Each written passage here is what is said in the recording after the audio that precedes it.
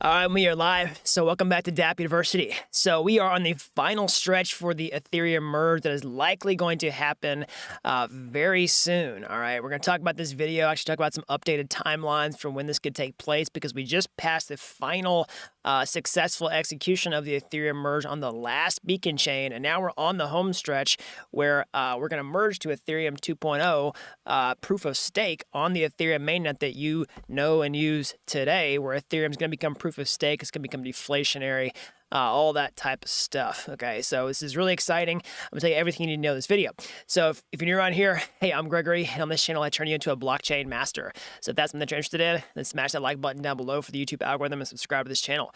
And if you want to know how to master blockchain step-by-step start to finish, then head on over to dappuniversity.com/bootcamp to get started today. All right, so people jump in the chat here. We got David Stone, Kodia. All right, we are live. Madison, Dale, Automatic Beats, technically.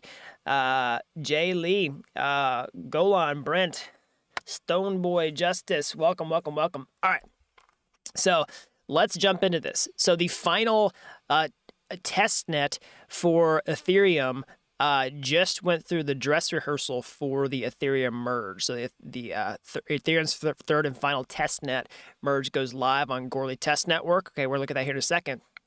But one thing that's important to understand, this is the last sort of major checkpoint we had to achieve before the Ethereum merge. And right now, we're actually seeing discussions on when the total terminal difficulty might be for the mainnet, which what the heck does that mean? Well, that's basically determining when the Ethereum merge can go live. All right, I've actually been watching this before we jumped on the stream here. You can actually go see this on the consensus layer call with the Ethereum community here talking about this, because this is going to basically codify when the actual merge event is going to happen, where Ethereum becomes proof of stake for real on the mainnet. So maybe we'll kind of check back on that here in a second and see what they're up to. So yeah, let's kind of go through the details here.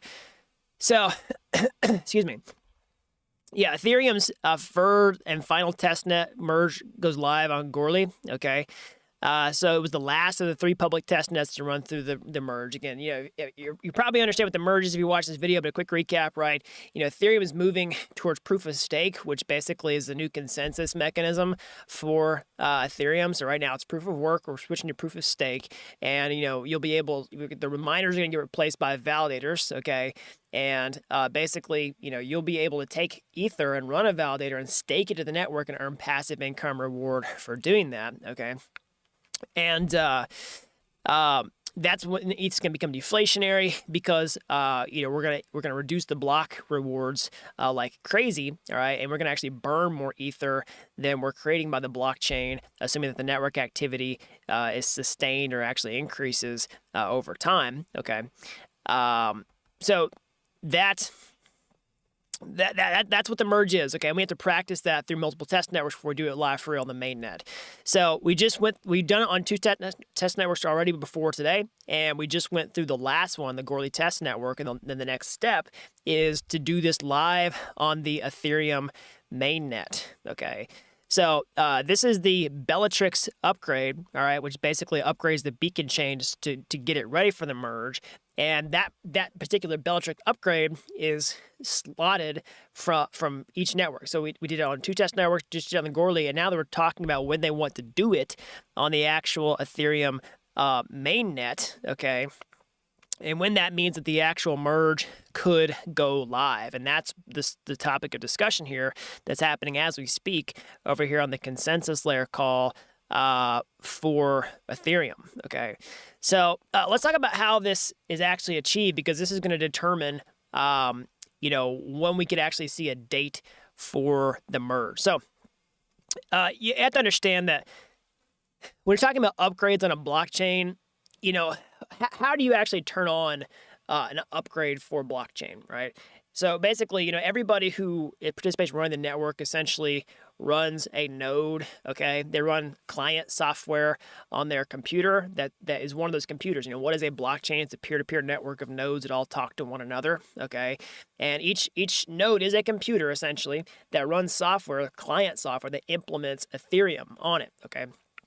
And that they collectively participate together to make up the Ethereum virtual machine, okay? So each So basically, how do you upgrade a blockchain? Well, everybody who participates in running the network has to essentially update their software and do follow the specification for how the new blockchain is supposed to work, so that they can validate transactions, produce new propose blocks, and all that type of stuff. Okay.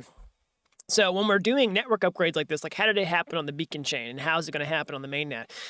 Well, essentially, you have all these different node operators, and they have to, or validators, and they have to download the new software that specifies how the new blockchain is going to work. And then when you have a big transition like this, you have the upgrade essentially to the software that goes live, and then they project a date in the future to where the new changes are going to take place. So essentially, like when proof of stake is going to go live. So you see this in blockchain a few different ways. Sometimes you see it where essentially they use a block number to get the date in the future. All right, so if you go to like a website like Etherscan, every time you do transactions, they get included in blocks that make up the blockchain. And every time a new block is mined, okay, you can see a block number right here. So like I'm on Etherscan, you can scroll down and see this, or I'll just click on one, for example. You can see the block number. And, we know roughly how long it takes for each block to be included in the blockchain on a chain like Ethereum. So you can use that to essentially set dates and estimate them in the future, but that's not how the merge is estimated. It's actually going to be estimated based upon difficulty. Okay, so what is that? Well, difficulty is basically how hard it is to mine a new block on Ethereum. Okay, so right now, as I said before, Ethereum is proof of work, and you can track the network difficulty. Basically, whenever you do proof of work, you're essentially just like miners are competing to solve cryptographic puzzles so they can, include blocks in the blockchain. That's how mining works. And each block has a certain difficulty associated with it. Okay, and you can see this difficulty go up and up and down. And so Ethereum has this thing called a difficulty bomb, which is programmed into the chain to stop miners from running the chain whenever it moves to proof of stake. Okay. And so they have this thing called a total terminal difficulty, which is basically a certain difficulty amount that the chain has to reach in order for the network upgrade to switch over to proof of stake. Okay, and that's what they're talking about right now on this consensus layer call, unless they've come to an agreement. Let's see if I can.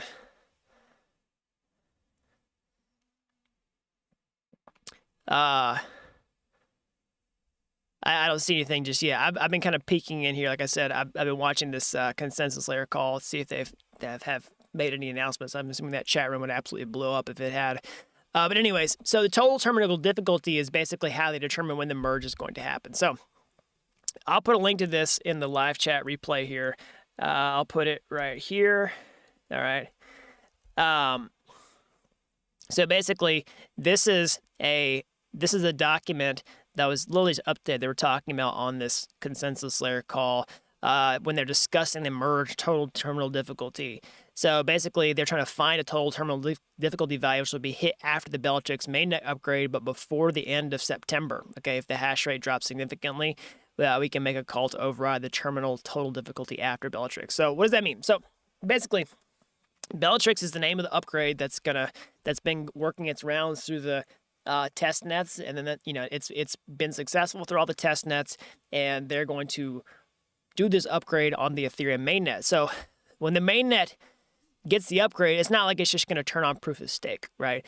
It's going to set a total terminal difficulty to where that transition is going to happen. Okay, so the thing about it is the total terminal difficulty, it's very hard to predict exactly when that's going to be reached because there's so many different factors that actually affect this particular difficulty that you see right here on the screen. And so they kind of go through all those factors, talking about, they look at the hash rate trends. Of course, the price of Ether actually affects this because that affects mining profitability, which causes the hash rate to go up and down. So that there's so many variables that affect this, and you can kind of see how this is all spelled out on paper if you want to take a look at this in that document. That talk about, when this could potentially be. So they're kind of throwing out a range of possibilities. So given certain assumptions, there's scenarios of estimations about when this could take place. So one example would be Bellatrix on mainnet, which again was that upgrade I'm talking about. When the upgrade goes live, that's now when proof of stake turns on. That's when you have to have the total terminal difficulty set. But whenever the update happens, they'll be prepared for the transition. So basically, they're saying if that goes live on the 31st, then the merge total terminal difficulty could get hit on September 15th. This is a scenario 1 estimation, assuming these set of circumstances. And it shows you different hash rates needed to accelerate it, all right, or delay it, okay? Because again, these hash rates could go up and down based on a variety of factors. So another scenario 2 estimations, September 6th, Bellatrix on mainnet, and merge TDD September 20th, okay? And you can see sort of the factors that are at play here as well. So definitely go check out that document if you want to learn more how this works. So it's going to be a loose timeline, but everything that we're looking at right now is still looking at trying to have the merge happen in September. Okay, so now that September 14th date has been thrown around there quite a bit. That really initially was an estimate and still is is not necessarily a number that we are holding to very tightly because of all the factors that are involved here. Okay.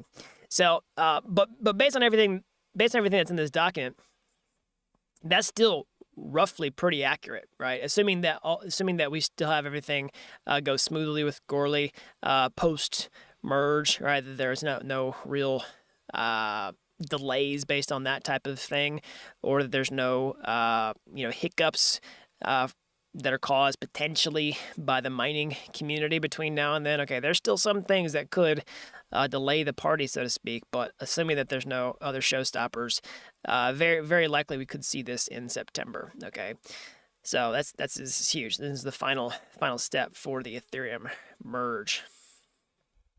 So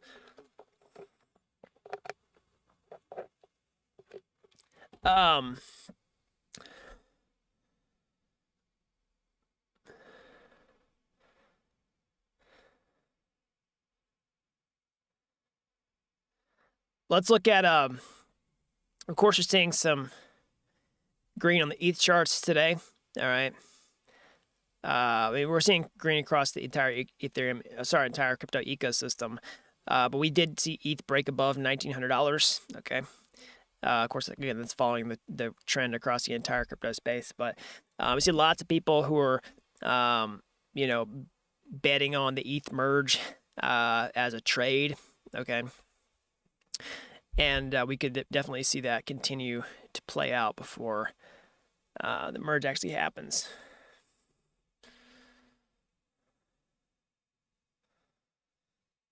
Because, I mean, if we're still roughly, a month from the merge and we see that trend continue to take off, ETH is roughly doubled in value, all right, roughly speaking. The question is, could you see that trend continue? Could it even go parabolic between now and then? I think that's the real question on the table. Because, think about it this way, like, once you kind of reach this point, I mean, again, I'm not a huge TA guy, but, basically, you can kind of see this as a point of resistance for the price. And it's sort of like, if once you break past this resistance, there's not much left till, like, you're, like, right up in here, right? So, anything's possible. But, of course, it is not... does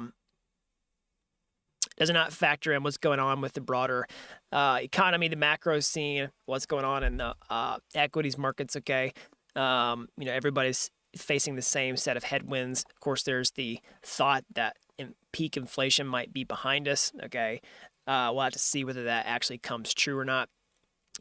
But yeah, it's not like the Ethereum merge is going to be able to hype people up beyond the U.S. economy descending into like the worst recession of people's lifetimes, which I don't necessarily think that's the case. But if that did present itself, then I don't think the ETH merge is gonna like just pull us out of that. Somebody says, how is the ETH merge going to affect Polygon? Yeah, that's a good question.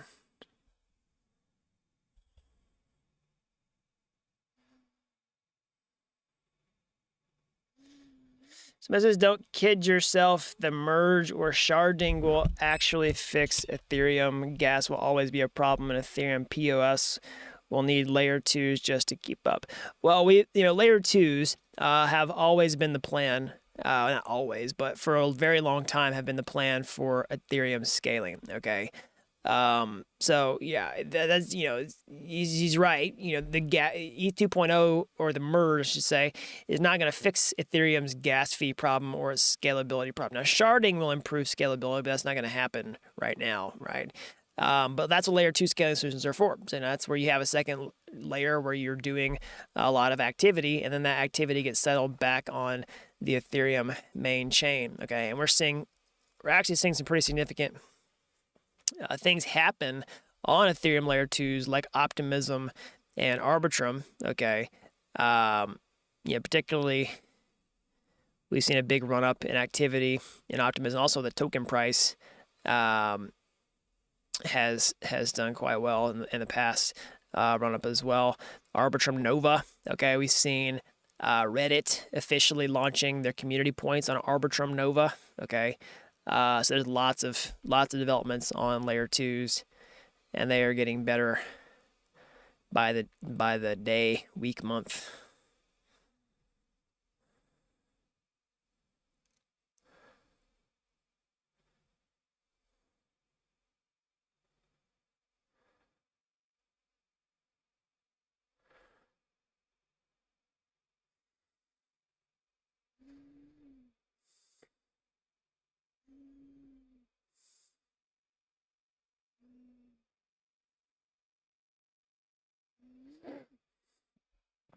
So the question is, after all the phases of merge complete, ETH will be able to do 100,000 transactions per second, right? So it will increase scalability over time after all the phases complete. So that, you know, the Ethereum 2.0 roadmap. So, but the merge is really just for proof of stake.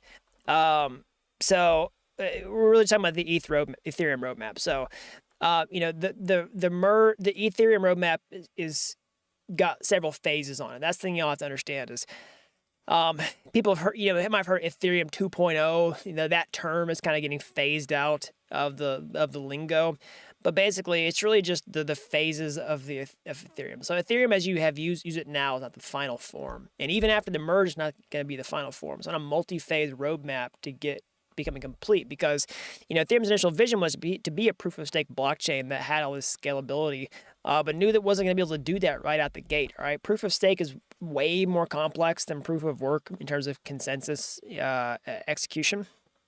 So it's taken a long time to develop, and so we've got that now. But Ethereum's gotten out there, it's attained quite a big user base and network of applications. Okay. And so turning on proof of stake is that next major network upgrade. So we've got some other upgrades going after that, which is sharding. Okay, so that's basically where we take the blockchain and essentially break it up into smaller blockchains. It's kind of a loose way of describing it. Basically, you're saying that not everybody's responsible for everything on the entire blockchain. It breaks some of those responsibilities up into smaller compartments or shards. Okay, to help with that scalability, and that can increase the scalability, but not by much. It's more like a factor of roughly 2. Okay, so we'll have to see what the actual number is, but how that impacts Ethereum scalability, though, is whenever you have layer 2 scaling solutions, sharding is a force multiplier for their scalability. So if you have a layer 2 scaling solution that, let's just say for rough numbers, it does 50,000 transactions per second, then sharding essentially would 2x that to 100,000 transactions per second. So those aren't necessarily the exact numbers, right? I'm just giving you examples of how that could work. So there's some kind of some benefits you get from the Ethereum base layer versus the rollups, the layer 2s themselves. So yeah, there's lots of different ways to make Ethereum better.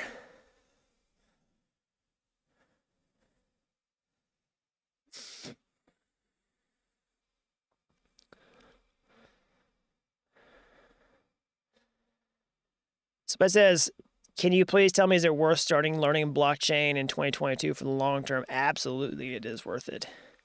You go to my YouTube homepage and find that pinned video there, how to become a blockchain developer in 2022.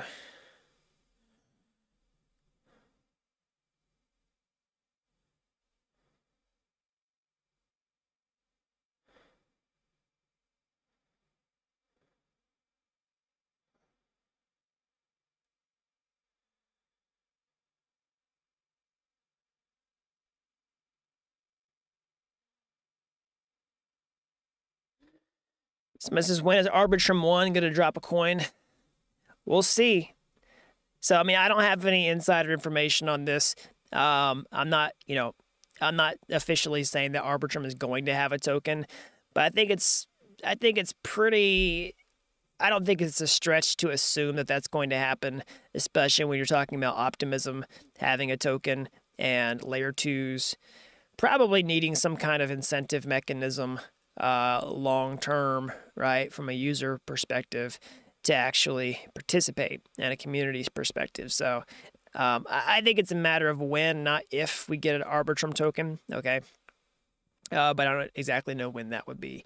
But if you want to increase your chances of an airdrop, I would definitely, well, yeah, I'll put it this way. Participation in the Arbitrum ecosystem is going to greatly increase your chances of getting an airdrop. Now, that being said, if you got a bridge over there, there's always risks associated with this. I'm not telling you to do this. I'm just saying what I would do if I was trying to increase my likelihood of getting one of those airdrops. We always, as we've talked about many times on this channel, there are significant risks with using bridges. So you don't want to bridge more funds than you can afford to lose. I mean, you don't want to self-custody more than you can afford to lose. What effect does ETH merge have on Solidity developers? That's a good question. Basically nothing. Unless you are writing applications that specifically interact with proof of work features, like if you're trying to get block difficulty, or you're like doing some sort of RPC calls that have to do with, proof of work itself, then most likely you're not going to have to do or change anything.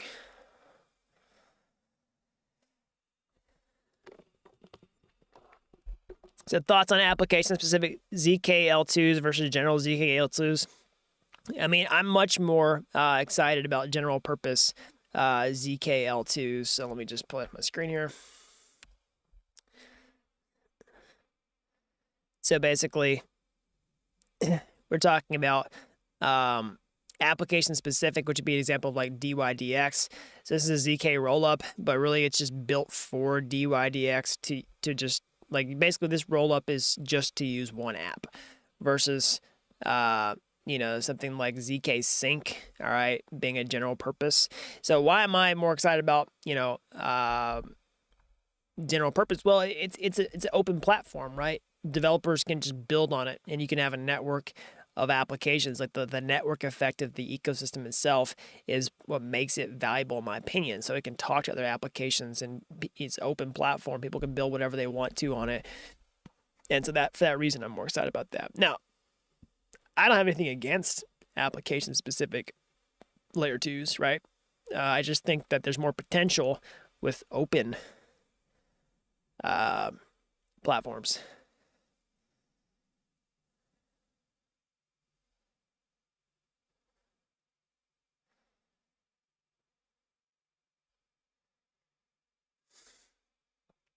All right, let's see if they have said anything more about the... I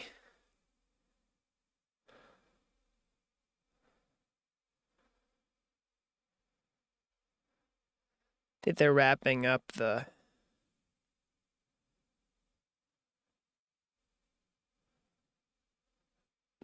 call here. I was seeing if they had a...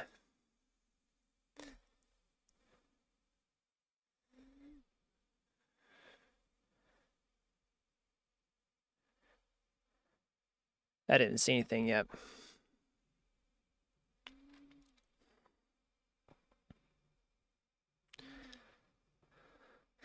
So we'll also see, I believe there's another all-core devs call next week.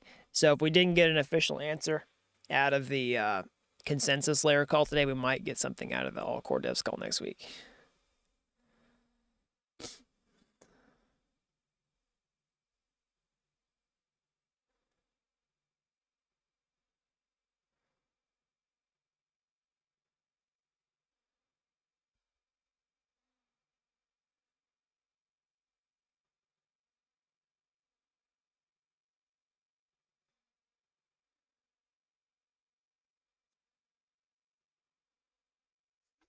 Let's see if there's been any tweets updated.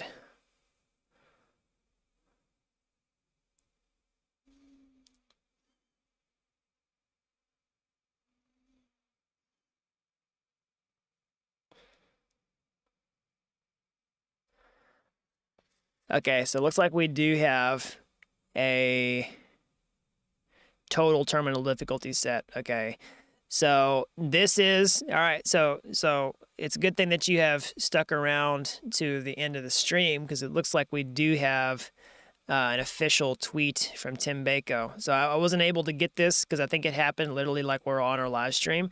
Okay, I was kind of tabbing over to that consensus layer call. But that was, explaining how the total terminal difficulty works. And it looks like from Tim Bako, we do have official total terminal difficulty proposed here, okay, of this number. I can't even read this number, right? It's massively big. But estimation based upon all these factors that I talked about here, how the, total terminal difficulty can go up and down, okay, based on just all these different factors. That's looking like a potential merge of September 15th. So maybe plus or minus 1 day. So sometime between the 14th and the 16th, which is pretty close to our original estimation of September 14th. Okay. So if you stuck around at the end of this, stream, it's well worth it. So days until September. That's actually sooner than, I think September 19th was our original estimate. I think I said 16th a minute ago. Got a little backwards in my numbers, but if it is September 15th, that means the merger is happening sooner. Okay. So that's 35 days away. That's like a month. So it's a big deal. It's coming.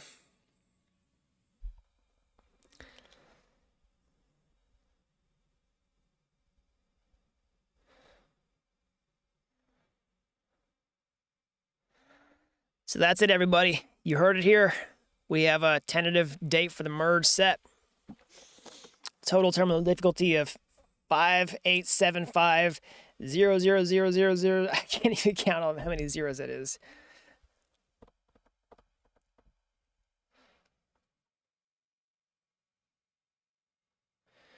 So, Joe Bean, I hope I'm saying your name right. I'm an electrical engineer, but I want to get into blockchain. What's the first thing to learn? And I don't know how to code. What language should I learn?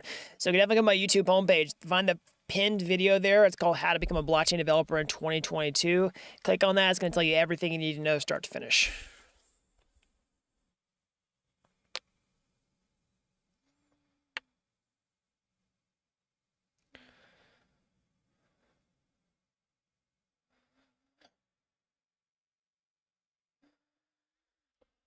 Let's see if we got any reaction on the ETH charts from the yeah, a little bit. A little bit. Started to reverse our local downtrend.